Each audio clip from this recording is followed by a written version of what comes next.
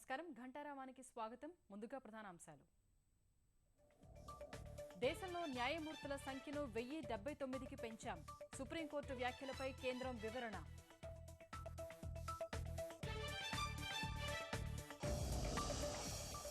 గూఢచర్యం కేసులో అరెస్టైన ఫర్హత్ విచారణ. దేశ రక్షణ వివరాల కోసం ప్రయత్నించినట్లు నిర్ధారణ.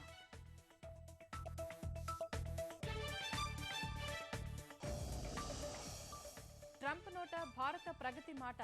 కనీసం 4% వృద్ధి సాధిస్తానని హామీ.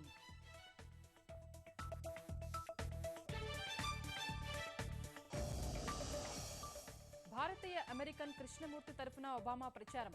వాణిజ్య ప్రకటనలో కనిపించిన అమెరికా అధ్యక్షుడు.